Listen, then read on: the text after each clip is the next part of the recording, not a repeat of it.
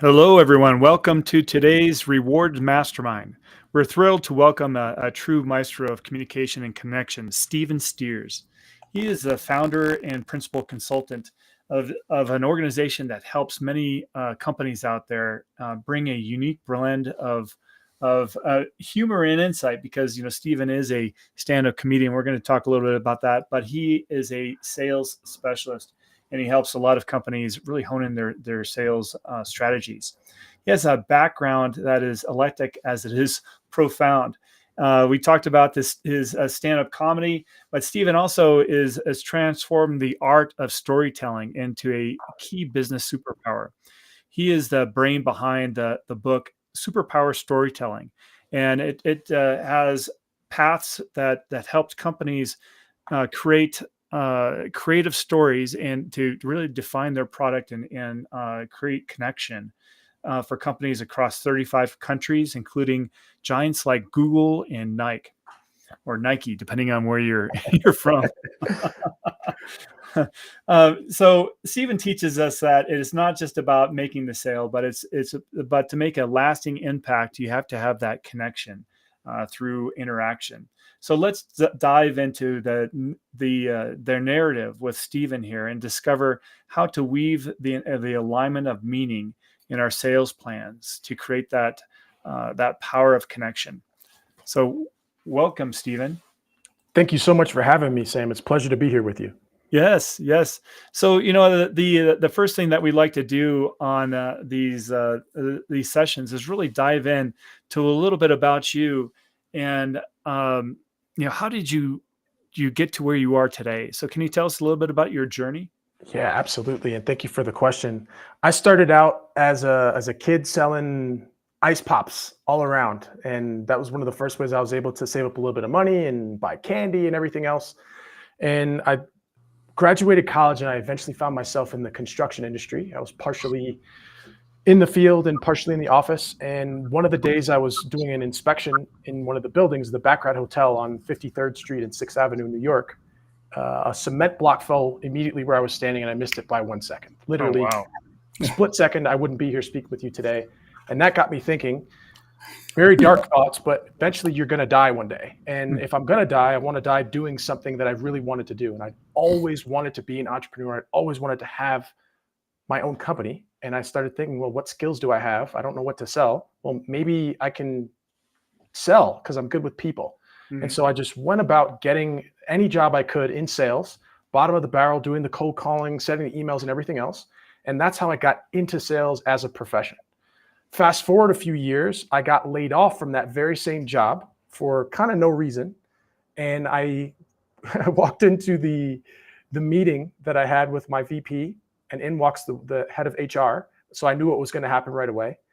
They gave me their spiel and they said, today's your last day. All right, cool. I walked out to go to my desk to get my stuff, and I see one of the founders of the company. So he's walking towards me and I go to shake his hand and he completely brushes me off.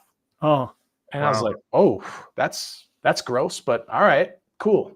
It was a Monday morning. So the best thing about getting fired on a Monday is you have the whole rest of the week to be sad. But I left the office, said bye to some of my friends. And then about 10 minutes after I was let go, I got an email from that very same founder. It said something to the effect of, I spilled coffee on myself, so I wasn't present. So sorry I brushed past you. But I wanted to let you know you got the short end of the stick here a lot with respect to territory, vertical, and management. Outside of that, I hope you had a great time here and your experience was one you'll remember. You'll be a great seller should you choose to continue in this capacity. Let me know if I could be a recommendation for you. Now, that was a tough email to get, and I don't know why he would have sent it, but it gave me a lot of illumination. It was a tough job, right? Doing sales. Yeah. But it was clear that this founder was aware that things were difficult, but didn't care enough to do anything about it. And so I keep that email really close to me every day because that's why I do what I do. I think that mindset of not building a company that trains your people and makes sure your people are getting the meaning and getting the incentives that they're there to create for the company, that should all be very, very present. And so that's one of the reasons, that's how I got here today to say, I want to change that mindset and I want to combat that. And my work is very, very much built on helping be the help that I didn't have when I started out in sales. Yes, and so that, I mean, that's a powerful experience that you went through. I mean, just having that and a great story. I mean, as far as that of what drove you into this field. And I know that you also have that book, Superpower Storytelling. So, what was the purpose behind really getting writing that book, and who is it for? Yeah, great question. So I've worked with in the neighborhood of 1,000 different companies. I think you said from like 35, maybe even 40 countries at this point. And a lot of them are in the software space, and a fair amount of them are in the professional services space. And lots of people lead with product selling, meaning they're telling me what their solution does. They're telling me all the bells and whistles inside of it, but they have not bridged the gap on how to make me care about why I should invest in such services or products. Hmm. And so seeing this as a consistent feature, people always want to talk about all the things that they've coded or the difficulty they had making this product, but they won't talk to me about the outcome that their product or service can help me to have. And I saw this so consistently to the point where I said, you know what, we should codify this into something people can use. And then that snowballed into me wanting to challenge myself to turn it into a book. And then these are all techniques that I've used to grow in my career and build more understanding and deeper relationships with people. So I said, hey, everyone's got a great story to tell, and who they are is the most interesting thing about what they do. Let's put this out here. So the book is for founders, it's for sales teams, or for people who run revenue, and or anybody who wants to lead, sell, or inspire, and use stories as the glue to keep everyone together. You know, one of the things that also is, I mean, you're down in Mexico City, which is and so. Yes. So tell us the drive that took you from New York City down to Mexico City. Whew. I started working remotely in 2017. So I was one of those weirdos who didn't have to show up to an office, and people thought I was crazy. They're like, "You're where?" And I was like, "Well, they got internet here, so I can still do all the same things you do in an office." But around 2017, when I started working remotely, I decided to go on a world tour of any place I was curious about going. The reason being, I'm getting older, but I'm still pretty young. And I think it's really important to see the world when you have use of your body. So I got to climb Machu Picchu and my knees still work. I don't want to put all this stuff off until I'm way older or maybe never get to do it. So I take that really seriously. And I went on a world tour of about 7 different countries. So I did Germany, I did Bulgaria, I did Mexico, I did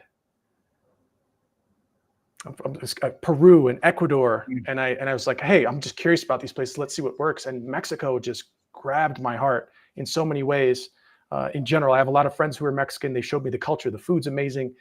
But Mexico City specifically, it sits right in between New York and California time zones. Most of my clients are in the US. The weather's great all year. People are lovely. The food is outstanding. And once I came here, I said, you know what? I'm definitely planning on moving here at some point. And then fast forward, that was about 2018, 2019. And then 2020 hit. We all know what happened that year. And I said, New York is not going to get better for a long time. I could just feel it. And I was correct. So I unsubscribed and I moved to the beach side of Mexico in the Yucatan, where I spent about 2 years in Playa del Carmen, with always the goal of coming here to Mexico City. So eventually the world cleared up a little bit and the opportunity came for me to move here. And I'm here, and it is my favorite city in the world, bar none. So I know, Howard, you just came back from Mexico. How did you enjoy it? Mexico City specifically. Oh, it was amazing. And, it's huge and a little bit crazy. So it reminds you of New York. Getting from point A to point B, this traffic, above ground is insane. But as you said, Stephen, the diversity of neighborhoods, in an hour's time, you could be by the pyramids. Yeah. The food is incredible. The history, and just the culture. And it is an amazing place. But I didn't try the grasshoppers. Okay. Chapulines. I stayed away from the grasshoppers. Did you have a margarita with salt on it? No, I was doing the mezcal thing. Okay, nice. You're kindred spirits. But they make salt out of the grasshoppers as well. Oh, okay. Which they salt the rim of the thing, so you may have not been able to escape. Yeah. So the other factor I want to dive into, Stephen, I know that we discussed in the intro that you are a stand-up comedian as well. So yeah. How has being well, first of all, what does it take to be a stand-up comedian? Tell us. Oh man. I think Thick skin. yeah, I think it takes thick skin, but I don't think it's beyond anybody. So I think every single person, especially if you're an entrepreneur or you manage folks, should give stand-up a try. Now, I know you're looking at me kind of crazy, like, what are you talking about? But here's why. Stand-up condenses so many important business and management and leadership skills into a short time frame. For example, you have 5 minutes, right, on your average open mic to try out some material, which means you need to organize your thoughts and be prepared to share what it is that you think. That's the first. So you need to know what it is you're going to say. Second thing is you need to know enough about your audience to the point where you're going to be like, this is what this audience is going to benefit from what I'm going to share with them. Second, you need to stand on your square and take that feedback immediately. You know if it works and you know if it doesn't work. And from a leadership standpoint or perspective, that's also important, having immediate feedback and then knowing how to change your path in order to get to the desired outcome or effect. That happens in a 3 to 5 minute span. And it gives you so much adrenaline and it helps you with people. So I'd say anybody who's curious about honing those skills, yes, it's frightening a little bit. I'm going to completely admit that. But I think that's the mindset it takes to be good at anything, I think. And again, if you can make people laugh, you can help them understand things and they're much more likely to be on your team. So I'd say that's the place I would start. The reasoning behind it, the first time I ever did stand-up was probably in college and then a couple times in New York. And then when I was living out at the beach, somebody started a show and I just went up. And it's kind of a therapy in a way. I just get to say wild, crazy thoughts that I have. It makes people laugh sometimes. And I do a fair amount of speaking in keynotes, and if I can make them funny, you're going to remember the concepts that much better. So I think it's a fun life skill. It's a fun thing I like doing, and I think it also helps me with business. And I highly encourage those listening, give it a shot. It's not that scary, I promise. Well, that's great. I mean, you connecting it to leadership and really getting that immediate feedback, preparing and so forth. I wish more leaders would take that perspective and prepare for that discussion. I think sometimes that's an important part that's missing. I definitely agree with you. Have you ever tried it? Any of you? I have not. This podcast alone is enough for me because I have real trouble just speaking clearly myself. So. Well, I challenge you to it. I think it's a great skill to have. People in Mexico were asking me if I speak Spanish. I said I barely speak English. That's a tough thing with Americans. It's like, it's like we get one language down, and it's like I go to Europe because my wife is European, and her family knows like each of them is like, it's not uncommon to know like 5 different languages. I'm like, how do they do this? And my daughter, she has a language bug too. So she's like, and there, of course, there's all these new ways of learning languages now, but she does Japanese and wow. French and she's working on she's busy. She's deep in that section. So that's anyway, cool. But anyway, the other thing is one of the other things I think that comedy helps with, as you kind of alluded to, is that it creates an emotional response, right? Yes. And when you're communicating, and whether it's a sales plan or you're communicating a tough leadership, a tough message as a leader, I mean, really connecting that to an emotion is important to ensure that people buy in and people remember. Would you agree? 100% agree. I was doing research on this for the book, and one of the stats I cite in the book is 95% of decisions are made subconsciously, which means we make them with our emotions. So if you're not in the mindset of how do I help someone feel something about this, they're not going to be in a mindset to be able to make a decision about it, whatever it is. Right? We back into it with that remaining 5% of logic. Oh, the numbers work out very well. But if I haven't properly primed you to feel some way about the outcome or what we're all going towards, it doesn't mean anything to you. And if I haven't created meaning, there's not going to be a chance of me creating a sale or getting you to buy into whatever it is. And so going back to comedy again, I've bombed sometimes. I've had some crickets out there, but we learn and we continue. That's the other thing too. If you fail, you go back up and try it again. Right. And I think that's the big lesson. So even if you only do it once, you do it twice, it's just the fact that you messed up. How can you fix and lick your wounds and go back there the next time? That's leadership. It's being vulnerable. And I think, again, that in that 5-minute segment, you get all of those lessons together and you feel all of them. And I don't know how any faster way you can get someone to feel what it's like to get there than stand up. So again, I recommend you give it a shot. Yeah. Hey, so Jackson, I know that you've had like experiences you had to get up and speak to an audience. I mean, how do you feel about that? Does that kind of give you butterflies or? Yeah, I think it would. I think that as with anything that you really build up in your mind, it all comes down to like that one moment before you do it. It's like you have everything that you're going to say or you're going to do. And then when you actually get in the moment, it's just kind of like a wave that comes out of you.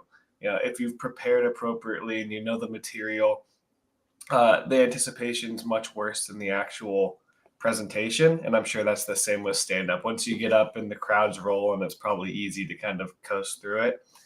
But it really comes down to knowing what you're going to say. If you had no material and you went up there, it'd be a totally different story, I'm sure. I agree. Mm-hmm. So our key topic of discussion today is really relating how do we create or find alignment and when we're releasing a new sales plan. And I know that you specialize in sales, Stephen. So you have deep expertise here in this and finding connection. So when we're getting ready for 2025 now, and a lot of companies out there are saying, okay, we need to redesign our plan. We need to set new metrics. We got in the United States, we have a new president. It's going to create different processes that could impact the market. So and then also there's some companies out there that are launching new products and so forth, and they don't know how they're going to gain traction. So let's take this from the perspective of finding alignment in our new sales plan that we're going to be launching out to the market, to our people. And so what are the key things that we need to consider when ensuring that new sales plan is aligned with our customers, our business as a whole, and meeting our goals, and then also our people? Yes, love the question, Sam. I love the question. First thing is, let's take steps back. What do people buy at the end of the day? Any sale we've ever made, they buy us because we help them get to the outcome that they want. Period, point blank. Maybe a bell or whistle might have tipped it over the edge, but the outcome that you're able to enumerate and how you're able to showcase that you get people to that outcome is why people will buy what you have, why they're going to tell other people about what you have, and how you're going to continue to build on those relationships. It is no different with your staff and people who are working inside of your company on the revenue side, whether that's account management or sales. What do I mean here? The outcome we all want is to hit the goal for the company, of course, because we want to keep our jobs and we want to make some money on the top of it. But taking it a level deeper of why, right? The what is the goal we want to hit, but why do we want to hit that goal? And why do you want to contribute to being part of that goal are some of the things I've seen missing in a lot of companies. So for an example, for 2025, if we're recreating a new sales plan, people respond to incentives, right? What is the thing that you're incentivizing? What activity or behavior are you incentivizing with your plan? Be very clear about that, right? Are there accelerators that you're going to have if people hit a certain threshold of sales or activity? Make sure that's really clear to give people that edge to say, you know what, I'm going to go a little extra because I want to see what happens when I hit the accelerators. That's an example. But what I usually work with companies, and we're talking with reps about how to create meaning, there's a couple of important questions to ask. So as a leader in a company, you should first of all define what your revenue goals are for the year. Be very clear. Then look at your history for how much activity it's taken for you to reach your previous goals. So let's say you talk to 100 people, you start 100 conversations, you book 20 meetings, and from those 20 meetings, you book 4 customers, right? Let's say that's your math and you know that cold. You want to up your revenue goals you want to double your revenue, then you need to double the amount of every single one of those situations. So you talk to 200, you book 40 meetings, you book 8 clients, right? Once we know the metrics that we're shooting for in order to get towards the goal, we can then impart that with our reps to say, hey, here's what we're shooting for.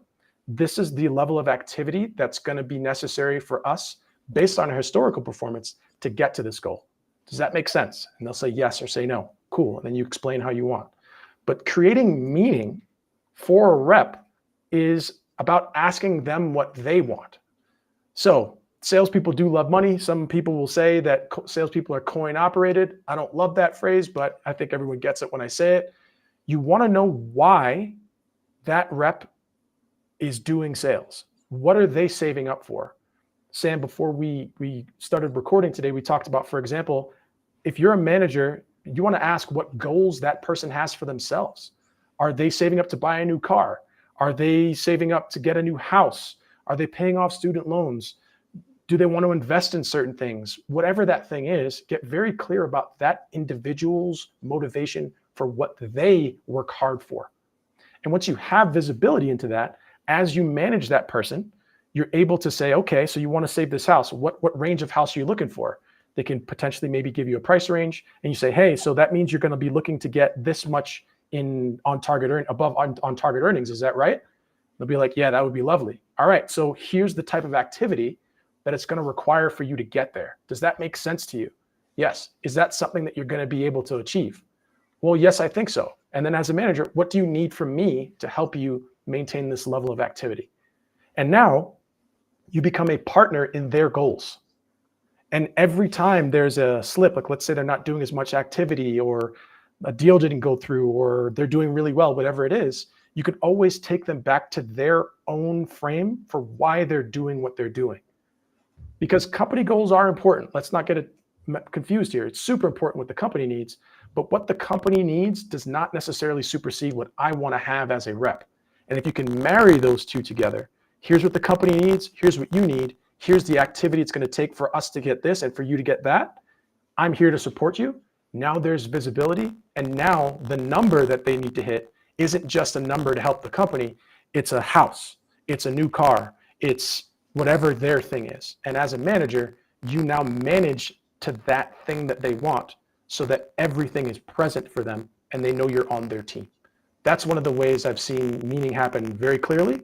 And what I also tell people to do is, if you do have that goal and you're a rep, print out the picture of what it is you're shooting for and hang it above your monitor and above your desk and next to your phone, because that'll help you make that extra dial, because you've added meaning to what it is that you want and how it relates to the company and everyone winning. I love what you said there about, really putting that goal in front of you and thinking about it every day. Your inspiration, your muse of why you perform and why you do what you do. I think that's it's a powerful reminder if we put something up on the, whether it's a refrigerator or it's your workstation or whatever it is, to drive that meaning for sure. Have to. It's got to be something you can see for sure. Mm-hmm. So sometimes, as you launch a new plan, sometimes that plan, maybe it doesn't connect with the marketplace. So in situations where you're not seeing traction with the marketplace within the first quarter, what should occur there? What should a sales team do? What should leadership consider? Yeah, another great question. I think the first thing is, with any goal or any plan, it's defining what success looks like. Mm-hmm. So you should be tracking metrics. So again, if we talked about historical performance, where you talk to 100 people, you book 20 calls, and then you get 4 customers, we know that's generally speaking what our benchmarks are for what we should expect out here. Mm-hmm. If we're creating a new value proposition and things are lower, we do want to be tracking what the activity is.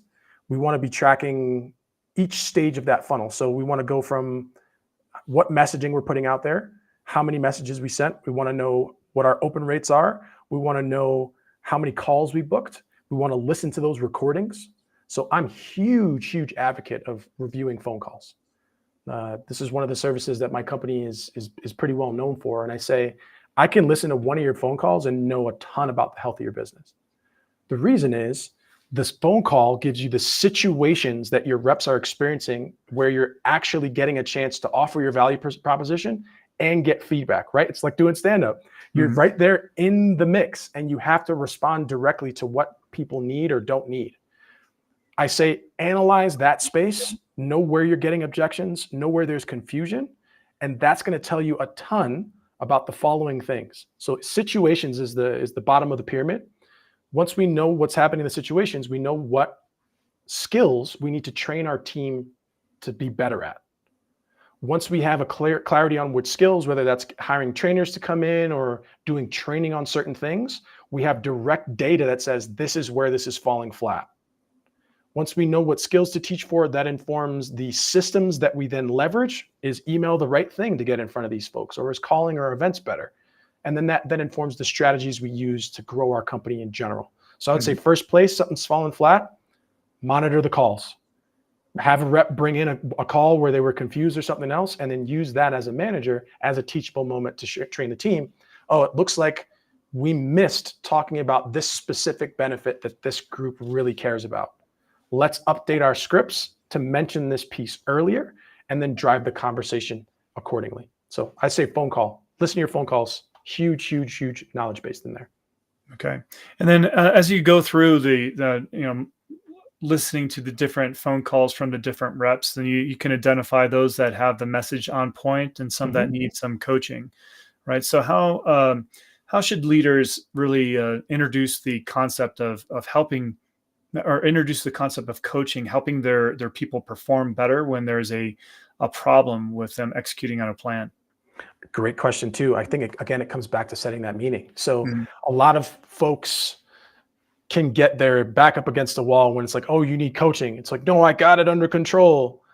And I get it. I understand that can feel a little strange, especially if you've been in the profession for a while. But that's where it comes back to, hey, what do you want to achieve here? And if we can paint it to say, hey, so I listened to a couple of your calls. It sounds like there's a couple of things that we need some work on. I want to make sure that you have what you need so that you can get that house at the end of the year. Can I offer you some constructive feedback and coaching specifically to make sure that we can get you in that house? That's a different sell versus you're not doing this correctly. So again, it's how you frame it for the audience so that they receive that criticism well, and then make sure it's constructive. It's like I'll tell anybody I work with, I'm going to review these calls. I'm going to be ruthless in my review of these calls, but this is in service of your pockets. That's it. I don't have any ill will. I want you to crush this. And so if you'll give me permission to be direct with you, you're going to see a difference in your close rate. And that usually works for the right type of folks. Now, one asterisk and caveat to put is, if folks are not coachable, you probably shouldn't have them on your team. So if someone gets really in a tizzy about you offering constructive criticism on how they can improve in their role, which will then improve their own outcomes, that's a different thing to manage for, which I would certainly star in the file. Isn't that a weird thing? And it's like some people are just not, or we say that they're not coachable. Now, for the one thing, I mean, we just look about the concept of coaching.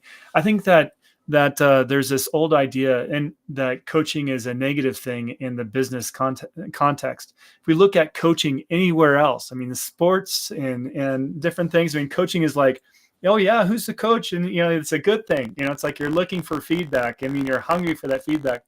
But somehow there's this negative connotation in business of like, oh, if I get a coach, maybe I'm not performing well or something. So what's your experience there? Couldn't be further from the truth. Yeah. I just don't think it could be further from the truth. I think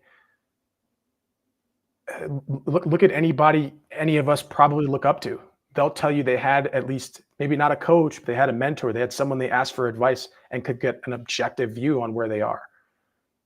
That's why you do it, right? If you want to have a big outcome happen for you in your business, in your life, with your team or whatever, that outcome is probably too large for you to handle on your own. You need that external accountability and someone who's going to tell you exactly like it needs to be sold, right? And for people who aren't capable of doing that, that's a bad sign, because you really only hurt yourself in that perspective. If you want to do big things, you're going to need to enlist big help sometimes. And there's people who are way more successful than you who are enlisting help from people who are way smarter than them to keep them on track and on task and on target. And I think for someone who's not coachable, that's something you should look into, because that's probably why you don't have the success you're looking for. Mm-hmm.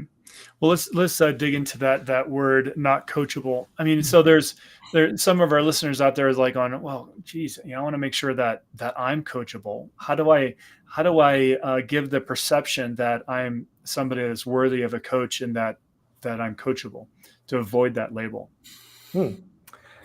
I think if you work underneath someone, right, you have a manager or whatever, I think when you have your one-on-ones, hey, is there anything that you think I could really improve on that would help me be more successful in this role? That's one. You'd want to potentially have a picture of what the promotion sequence is for inside of your company. So say, hey, I know I'm a business development representative doing cold calling now. I know I'm supposed to be in this role for a year or 2 years, whatever it is, but I'm just curious, what do you need to see from me quarter over quarter to make sure that I'm doing what I need to do to eventually have the chance to apply and become an account executive like I want to be? Mm-hmm. So it's asking questions. Go ahead, Howard. I was going to say, so being positive and open. Correct. And asking for direct feedback on how this person envisions success in the role. Mm-hmm. So one thing I've said to folks who are interviewing, I think this is for any role, but specifically in sales, I think there's two really important questions. If 6 months into this role, what does success look like for me if I'm doing exactly what needs to be happening here? And that hopefully the manager has an idea of what that looks like for you, and that can give you a picture. And another question I like to ask, this is when I was applying to jobs, but I don't anymore because I have my own company, thankfully. But I would say, okay, that's awesome. What can I expect from you by way of support in this role to help me get to those places so we can get there faster? Now, if a manager doesn't have an answer to that, that's a telling sign too, because they haven't thought about it. Doesn't mean that they're not prepared necessarily, but you have to give them that type of question to say, I'm here to work my butt off for you.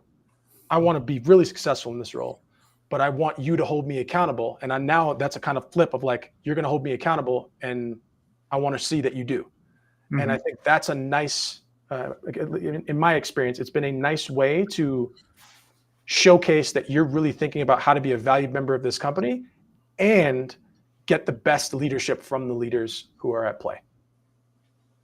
So another thing is you mentioned that, I mean, I know that you have a significant global experience. You've worked with companies that have global products that are selling things in different cultures and regions. And so how does the message or the story change as you're selling to different customers? It stays largely the same. I think the context might shift a little bit. As we started out today, the outcome is what gets people to want to have something. Mm-hmm. So within the context of your marketplace or country, what is the way that market speaks about the outcome that you can help provide? If you're clear on that, understand that well, you bring that messaging and conversation into the way you discuss what outcomes that you provide. Again, there's certainly cultural nuances, certain words aren't applicable, et cetera. But I think more than anything else, it's you should probably do some discovery in a new market, mm-hmm. right? Like talk to the potential companies who work in that space and just get a better picture of how they experience those problems, do some research and form an educated hypothesis around how you can talk about the problem. But at the end of the day, right, there's 4 reasons a business is going to buy anything. I read about this in the book. I call it the magnificent 7 reasons why people buy. But businesses buy because you're going to help them make more money. You're going to help save them money. You're going to increase their efficiency and you're going to mitigate their risk. The reason businesses buy on those is because they're all measurable. Mm-hmm. So if you can say, hey, we've helped increase the amount of profit per sale by X amount for companies in your space, that's a conversation that I understand, and now I'm potentially willing to have. So you want to frame that story on one of those 4 ways based on who you're talking to. So why 4 also, right? So just bigger picture stuff. The average sale, let's talk enterprise here, but average, but most sales have more than one person involved. The enterprise has about 8 people who need to sign off on you before a purchase order is issued and you can send an invoice. Which means there's 8 potential stories you need to tell. If you're talking to a CEO, If a publicly traded company, they want to return more value to the shareholders. That's their metric. So make more money. That's how you frame what you do for that person. The CFO wants to save more money for the company because they get a bigger bonus when they save money. You want to have that conversation. Here's how we can save money on X process and return that back to the company. You're speaking my language. There's above the line and below the line sales, where that's basically the CEO and CFO C-suite are above the line. They're not doing the work that you would do, but they have influence on the sale. Below the line are the people who would be potentially using your solution. So they care about efficiency gains. Oh, I'm not going to spend 10 hours a week doing this. I can do it in 15 minutes with your tech. That's a conversation I want to have. And then on the risk mitigation side, is there a big lawsuit or a big compliance situation that happened in the industry that you can then call their attention to and say, hey, look, this person had to pay $3 billion in fines because they didn't have this system. From my research, it looks like you guys also don't have that system.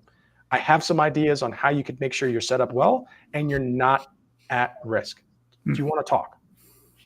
Now we've got something relevant. So those are the 4 reasons businesses buy. For people, if you're on the consumer side here, or you want to motivate your team, there's 3 reasons: health, wealth, and relationships. Because what good is strong health and more wealth if you don't have people to share it with?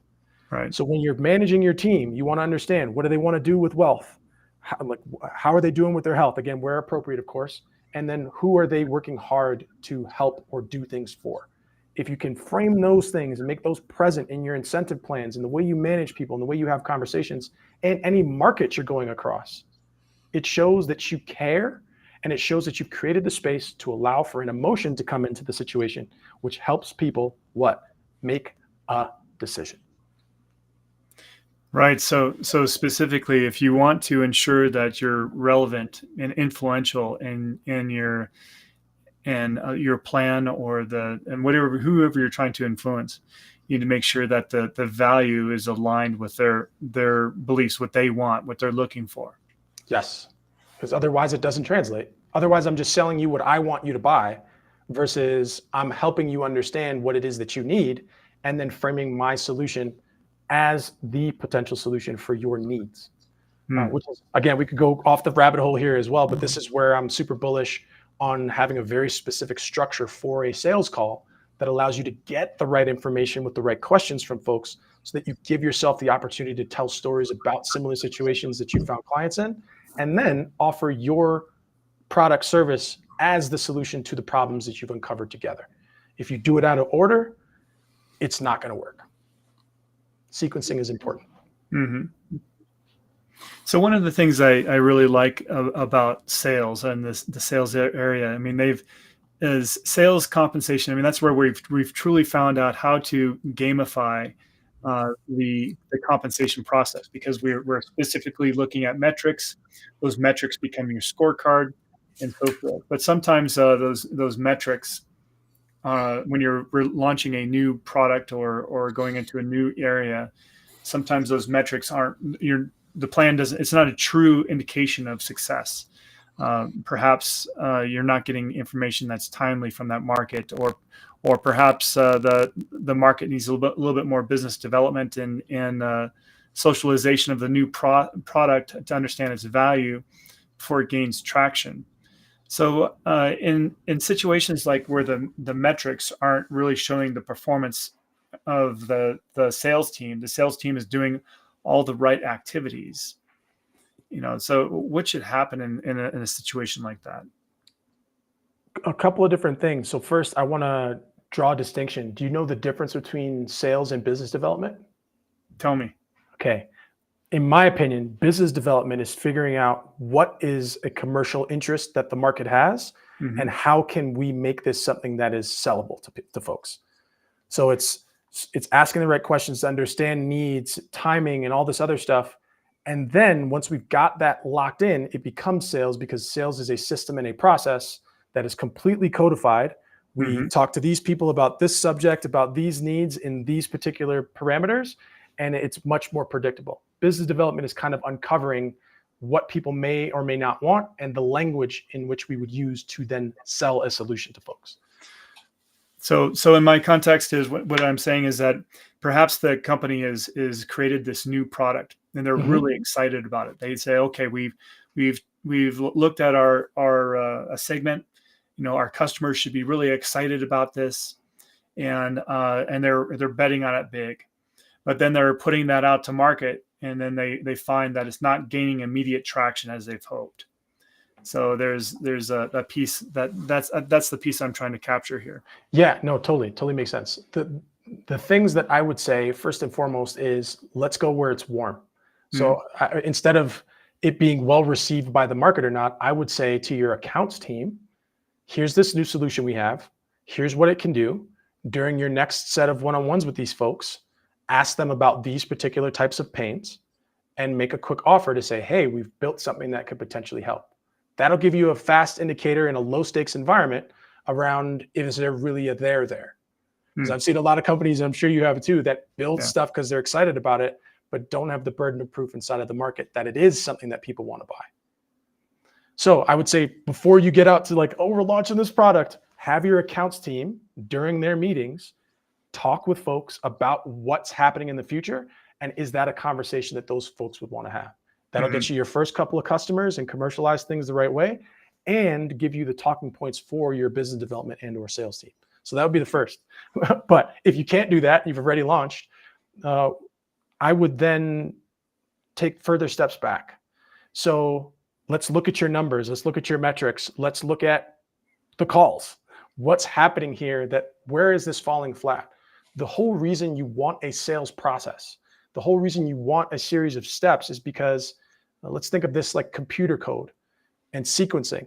Things need to go in a certain order. And when they break, you know exactly where to go back in and look at the constraint and adjust the constraint to make it work. If you don't have a system or a process for that, you're going to be guessing. And guessing probably won't find you the right thing that you need to fix. So I would say first, same thing, go back to the sales call and listen to it and see how people are receiving it. From there, go look back at the metrics and how you've sent emails. What's the value proposition you quoted to these folks? And are you selling a efficiency gain to a person who cares about making more money? Again, they sound kind of similar, but it's not the same argument. Are you speaking the right language? So again, go back to the phone call. The tape will give you the answer. It's powerful. Thank you, Stephen. So now as we're getting to the top of our time here, 2025 is coming quickly. It's just a few months away, and we need to prepare. So what are you seeing sales leaders do to prepare for this new year? I think I've seen some interesting things. So quick sidebar, I started to do a research study with sales leaders in the cybersecurity space and the SaaS space, as well as professional services. So I've been asking a lot of these questions. What are you doing? What's happening? What's going on? And what's clear is a lot of the tactics and strategies people used even last year do not work now. The market is so much better educated. People are more gun shy than they've ever been before. And they're doing a lot of their own research and discovery stuff well before they ever click the button to talk to anybody. So what sales leaders are doing now is they're creating more content. They should be telling more stories so that by the time people are ready to move and take action, they've created that right type of narrative to help someone understand where their problems are and why they should be moving forward. Other concerns I've seen from sales leaders is top of funnel is low. So maintaining that 4 to 5x funnel in order to get to your conversions is becoming very, very difficult. And so that means that the quality of the touches you make needs to be even higher. So I spoke with one gentleman, his name is escaping me now, brilliant sales mind. I think he started out with Xerox and he went through the career there. So brilliant sales mind. But he says, the metrics I track, I want 5 high quality conversations a day. Just 5. If that means you got to spend 20, 30 minutes researching a person to have something really hyper relevant to send to them, do it. But from those 5 you have a day, that's 25 a week, that's 100 a month. You're going to have people who say, wow, you really did your research on me. I'm willing to have a conversation with you versus the standard, I send the same email to 10,000 people. So going into 2025, I only see that being even more condensed. And I think that there's going to be more opportunity for you to showcase the quality of your research. Now, why is that important? I think there's a lot of subtext in sales that people miss. For example, if I sat down for you, Sam, and I did some research on you and I mentioned, hey, I saw that you're in Phoenix. Have you heard about this hike over in this pass down over here? Hmm. And you're like, oh, like that means you've done some proper research on me to know I really like hiking. And you know I've spent some time in Phoenix, and maybe you know about it or you don't. But that's going to get you to say, who is this person? This Right. person does research. And that says, if they're doing this before I even work with them, what could they potentially do when I do work with them? And Right. that's the mood you want to put out in outreach. And so for sales leaders going forward into 2025, I think it's about managing and coaching your reps to make that extra touch by taking that extra time. Mhm. Because I think it's 80% of the sale happens without the salesperson. People doing their own research. So again, put out a lot of good content, tell the right stories, tell the outcomes, tell the vision of what you have for people, but train your reps to accompany that great work that your marketing team does with really strong dive in and get to know the person you're talking to and be able to broach those conversations and get quality touches. It's not volume anymore, it's quality. Right. And I love that, because that's what this conversation is all about. And we're talking about alignment. We're talking about creating a connection between two different parties, and the fact that this is where we share values. This is where we can come together for success. And I've done my research on you, and this is how we can move forward together. And so whether that is between a business and their customer, or the manager and their employee, or the employee in the company, because there's a reciprocal value that needs to happen there between manager or company, employee, and the customer overall. So there's a shared relationship, but it all comes down to sharing value, having alignment in that value overall. So Absolutely. well, great. This has been a wonderful conversation, Stephen. So as we kind of dive back into, what's next for you when you're coming into the end of the year, what are you planning for? How can our people reach out to you? Yeah, thank you for the question. I think towards the end of the year, I'm working on a planning session for helping folks with sales kickoffs for 2025. So you want to create the alignment you need. You want to have the right trainings and structures and everything else inside of your organization so that your team is primed for success. Feel free to scan right there. You can grab time with me if you're curious on that.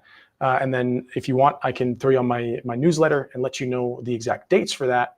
But as far as what's next, I'm going to continue working the strategies of going for high quality touches with the right folks and building those relationships.